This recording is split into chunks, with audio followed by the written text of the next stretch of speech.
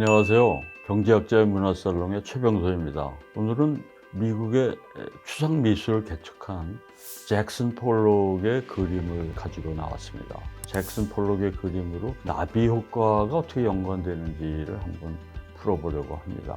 본론을 시작하기 전에 영화를 한 편 소개하려고 하는데요. 영화 제목이 모나리자 스마일이라는 영화가 있습니다. 이 영화에서는 현대 미술을 공부하고 미술사를 전공한 줄리아 로버츠가 전통적인 교육관 또 전통적인 미술관에 매몰되어 있는 학생들한테 새로운 관점에서 예술성을 깨우치는 그러한 영화입니다. 그래서 새로운 관점과 또 창조적 가치의 그 중요성 이런 것을 일깨워주면서 보여주는 그림이 있는데 그것이 바로 잭슨 폴록의 넘버 5라고 하는 그림입니다. 그 그림을 보면 이게 도대체 어떤 가치가 있는지 어떤 예술성이 있는지 우리가 잘 모르게 되는데 이제 그런 점에서 어떤 새로운 현대미술의 예술성을 일깨워주는 장면에서 소개되고 있습니다. 그래서 줄리아 로버츠가 학생들한테 이 전통적인 미국의 어떤 여자 대학의 이제 가치관인 현모양처가 되는 것보다 사회적인 그 어떤 가치를 창출해내고 개척하는데 더 좋은 의미가 있다라고 하는 걸 학생들한테 일깨우면서 영화가 이제 끝납니다. 1948년에 잭슨 폴록이 그린 넘버 5라고 하는 그림은 그 2006년에 옥션에서 멕시코의 어떤 금융인한테 1억 4천만 달러에 팔립니다. 근데 이 기록은 바로 몇 개월 전에 구스타프 클림트가 그린 아델레 브록바우의 초상의 경매 가격 1억 3,500만 달러에 낙찰을 받아서 당시 최고가였는데 그 기록을 깬 그림입니다. 잭슨 폴록은 불우하게 아주 힘든 일생을 살았는데요. 1930년에 이제 뉴욕에 오게 됩니다. 그래서 1942년에 뉴욕에서 화랑을 열게 된 패기 구겐하임을 만나게 됩니다. 그래서 구겐하임의 도움으로 43년에 뉴욕에서 개인전을 열면서 화단에 데뷔하게 된 거죠. 근데 이 잭슨 폴록의 이 그림의 방식은 나중에 미술평론가 로젠버그라는 사람이 이거는 액션 페인팅이다. 이제 그런 이름을 붙이는 바람에 액션 페인팅 기법이라고 합니다. 이거는 뭐냐면 이 그리는 게 아니라 물감을 뿌리고 막 흘리고 붓고 이러한 드리핑 기법을 써서 캔버스를 완성해 나가는 그러한 방식인데 다음 사진을 보시면 캔버스가 보통 이렇게 세워놓고 그리는 게 아니라 바닥에 펼쳐놓고 말하자면 드리핑 기법으로 그림을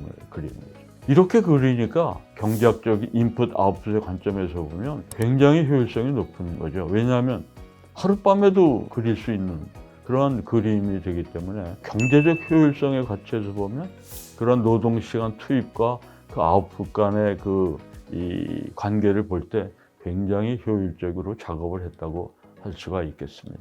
그래서 그 잭슨 폴록에 있어서 붓이라고 하는 거는 물감을 칠하는 게 아니라 물감을 운반하는 도구의 역할을 하는 거죠. 그리고 이 액션 페인팅에서는 그리는 행위 자체가 중요한 겁니다. 그러한 제작 과정이 곧 작품의 내용을 결정하기 때문입니다.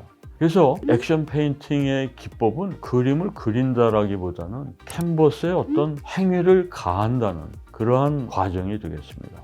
그래서 즉흥적으로 물감을 뿌렸을 때 그것이 어떠한 캔버스에서 효과가 나타나는지 우리는 사전적으로 기대하기가 굉장히 어렵죠. 이건 어떻게 보면 우연성의 효과입니다. 이 우연성의 효과를 극대화하는 그러한 방식으로 잭슨 폴록은 캔버스를 구성한 거죠. 근데 이런 우연성의 효과라고 하는 것이 우리가 일찍이 나비 효과라고 하는 개념에서 출발을 하는 거죠. MIT 대학의 로렌츠라고 하는 분이 왜 날씨를 정확하게 예측하지 못하는가 이거에 대한 어떤 의문을 가지고 연구를 했는데 날씨 변화에 관한 그 어떤 기상 예측 모델을 만들어서 초기 조건, 이니셜 컨디션 값을 조금씩 변화시켰는데도 결과에서는 어마어마한 차이가 나더라고 하는 겁니다. 이것이 이제 나비 효과의 어떤 기본적인 토대가 되는 거죠. 그래서 이분이 나중에 논문을 발표했는데 논문 제목이 브라질에 있는 나비의 날개짓이 미국 텍사스주에 발생한 토네이도의 원인이 될 수 있을까라는 논문입니다. 여기에서부터 나비 효과란 말이 널리 쓰이기 시작했습니다. 그래서 잭슨 폴록의 그림은 이러한 나비 효과가 캔버스에서 나타난 결과물을 말하는 것이죠. 그래서 어떠한 결과도 처음에는 예상하지 못하고 감지조차 못했던 작은 변화에서 나중에 어마어마한 변화가 생긴다라고 하는 것이 나중에는 카오스 이론이라고 하는 그 아주 정교한 그러한 그 복합적인 이론으로 발전을 하게 됩니다. 우리가 보통 자연 현상에서 바람이 스쳐 지나간다든가 또 주전자에서 갑자기 물이 끓고 있다가 갑자기 어느 순간에 기체로 변하죠. 이러한 변화, 또 어떤 내가 사랑하는 여인의 갑자기 마음이 변하는 주식이 주식시장에서 폭락하거나 부동산 경기에서 갑자기 버블 현상에서 가격이 급등하는 이러한 사전적으로 예측하기 어려운 현상들은 우리가 보통 랜덤 워크라고 말합니다. 그래서 실생활에서도 사소한 사건, 또 우연한 만남이 그것이 어떠한 귀결을 가져올지는 그때는 몰랐는데 나중에 지나고 보니까 인간의 인생을 완전히 바꾸는 변화가 되는 경우도 생기죠. 이 파인만 교수가 얘기한 내용 중에 재밌는 거가 우리가 사는 세상이 정해진 어떤 결정론적으로 인생이 전개된다면 얼마나 답답한가. 오히려 우연에 따라서 수많은 예측 불가능한 변화들이 있기 때문에 오히려 세상 살기가 재미있다. 그런 얘기를 한 것처럼 예측 불가능한 일 때문에 살만한 가치가 있을 수도 있다는 그런 얘기가 되겠습니다. 프랑스 영화 중에 아멜리에라는 영화가 있는데 일상에서 부딪히는 사소한 일들의 그 배우의 우리가 눈에는 안 보이지만 그 어떤 얽혀있는 인간관계에 의해서 펼쳐지고 있는지를 보여주는 그런 재미있는 영화입니다. 그래서 폴락의 작업은 어떤 사전적 계획이 있는 것도 아니고 어떤 의도가 있는 것이 아니고 즉흥적인 행위에 의해서 완성됩니다.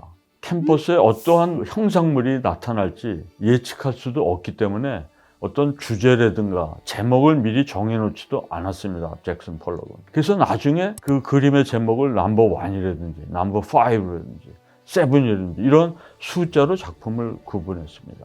또 한편에서는 잭슨 폴록이 이러한 그림을 그리게 된 이유가 그림을 그릴 때 화가들이 배우는 기본적인 그 테크닉이 있죠. 사물을 소묘하는 그 대상을 잘 못했기 때문에 폴록은 사물을 똑같이 그리는 그런 그림을 그리는 것 대신에 자기의 감정을 순간적으로 직설적인 방법으로 표현하는 그러한 방식으로 그림을 그렸던 게 아닌가 합니다.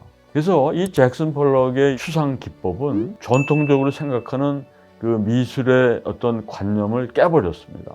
우선 첫 번째 하나는 회화라고 하는 거가 자연과 사물에 대한 모사, 똑같이 그리는 거죠. 라고 하는 그런 그리스적인 관념이 무너졌고요. 또한 아까 말씀드렸듯이 회화가 붓으로 물감을 칠하는 것이 아니다. 라고 하는 그런 관습도 깨졌고요. 그리고 화가와 캔버스 간의 관계, 즉 몸으로 실제로 작업을 하는 거가 일종의 그림을 완성하는 작업이 되고 또 캔버스도 우리가 전통적으로 수직으로 놓던 그 캔버스를 바닥에다 수평으로 깔고 그렸다라고 하는 점에서 미술사에서 굉장히 혁명적인 그러한 변화를 가져왔습니다. 이러한 추상회화의 기법이 나중에 퍼포먼스 예술이라든가 또 어떤 설치 미술 이런 것들의 그 지평을 여는 그러한 단초가 되었다고 말할 수 있겠습니다. 오늘 잭슨 폴록과 추상 미술 그리고 그 둘러싼 그 이야기 그리고 나비 효과에 이르기까지 여러 가지로 얘기를 나눠봤습니다. 감사합니다.